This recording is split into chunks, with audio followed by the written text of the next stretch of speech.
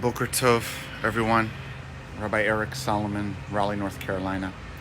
It is Tuesday, April 21st. It is Yom HaShoah, the day that we honor in the Jewish community with the state of Israel, all those who perished in the Holocaust and the Shoah. And I offer this teaching particularly in memory of the 6 million, and also in honor and remembrance of the righteous Gentiles, those who risked their lives to save my people, members of my people, to save others, who risked their lives for others. And I want to start it like this. The Torah starts with stories that are not specifically, obviously, to one specific people or to the Jewish people. They're universal stories, and they set the tone of the entirety of the Torah's values. And in chapter 4, we have the story of Cain and Abel. Many of you, I'm sure, know it very, very well. Cain and Abel are brothers, only 2 kids in the world. Skip ahead, there's some tension between them, and Cain kills Abel. And in the end, when Cain murders his brothers, the first murder in the entire Torah, and God confronts Cain, basically says, where is your brother Abel? Cain says that famous line, Hashomer achi anochi. Am I my brother's keeper? And God responds, doesn't even respond to the question, just says, the bloods, damim, damecha, the bloods of your brother, damechicha, are crying out to me. So akim alecha, alai. They cry out to me from the ground. This question, Hashomer achi anochi, am I my brother's keeper, is a fundamental, elemental question, not just being called out to Cain. It really is being called out to all of humanity at all times.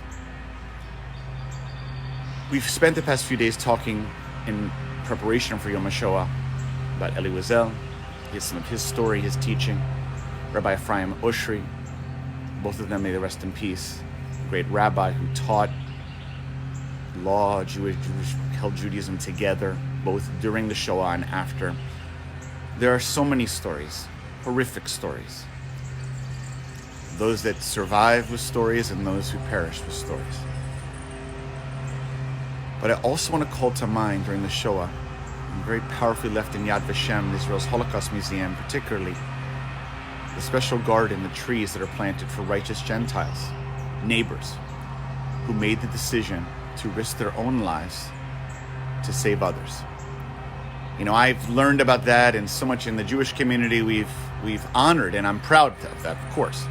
Those who were willing to, in the moment, when they saw immorality happening before them, they decided that they were going to not stand idly by.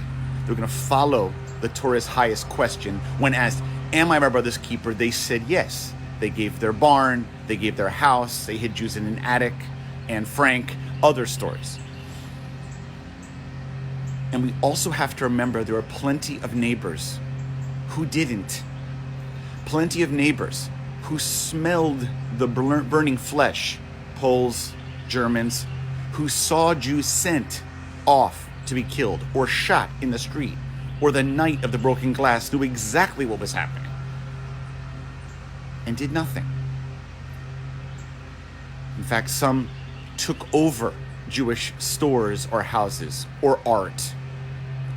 Some went out and turned in their Jewish neighbors. Some went and taunted or turned in Jews who were hiding. But others didn't. Others stood up. Others understood that fundamental question. Am I my brother's keeper? They heard that call and they said, yes, I am my brother's keeper. Now, when we talk about the Shoah and the Holocaust, there is no comparison, and it's inappropriate to say, here's what happened in the Shoah and it's somehow comparable to what happened other times. I believe that this is sui generis in world history, its uniqueness. And there are things we can learn. What we can learn is that in a moment of crisis, when the world is upside down, when immorality is and corruption and inhumanity is showing its face, it is within the human personality you have to make a critical decision, a choice. Am I going to risk myself for others? Am I going to stay quiet, kind of a middle ground position, struggle, but do nothing? And am I, God forbid, going to contribute? Am I a neighbor who cares about my neighbor and loves my neighbor as myself and believes that biblical passage? Or is it just words on paper?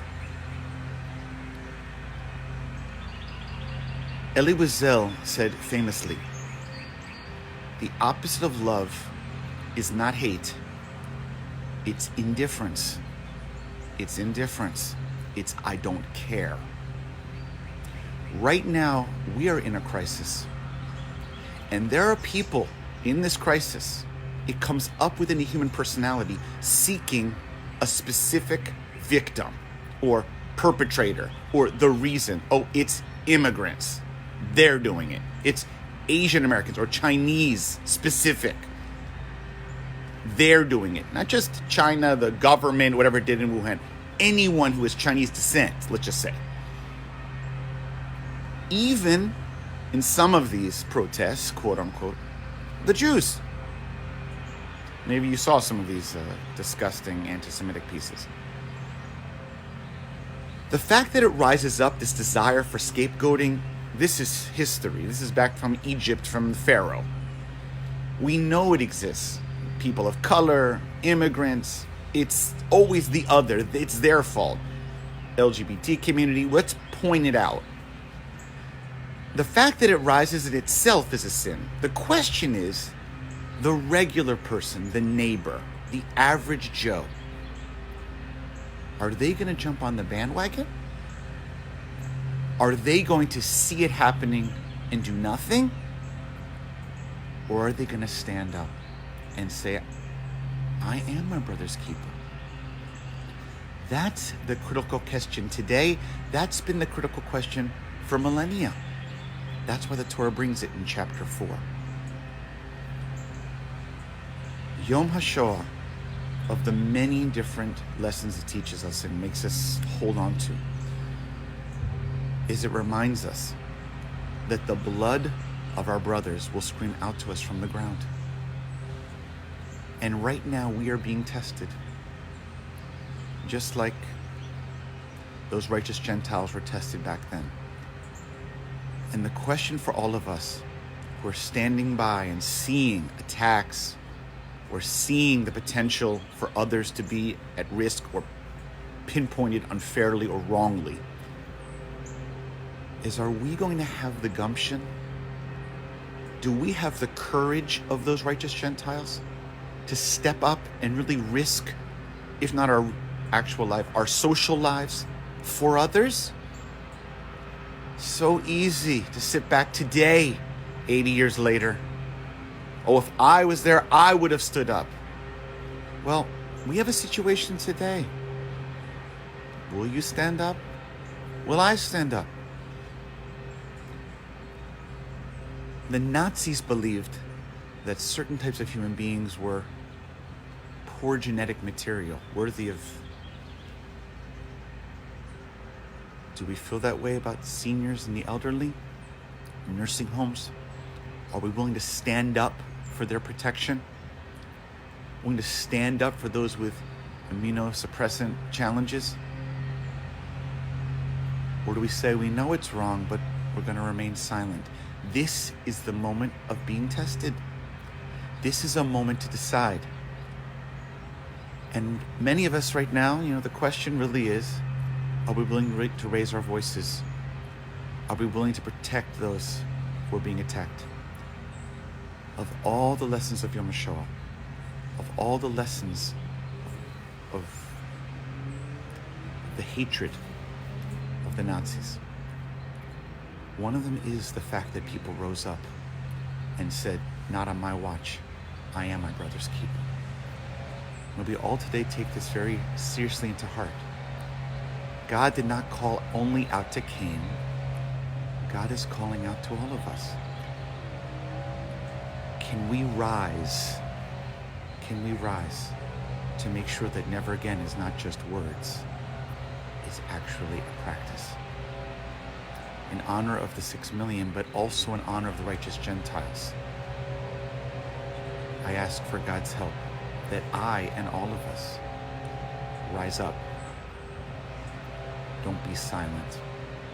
Don't be the ultimate sin, as Eli Wiesel said, indifferent. Boker Tov, a meaningful day, a thoughtful day. May the souls of the 6 million always be remembered and held by all of us, not just by the Jewish community, by all of us in our hearts.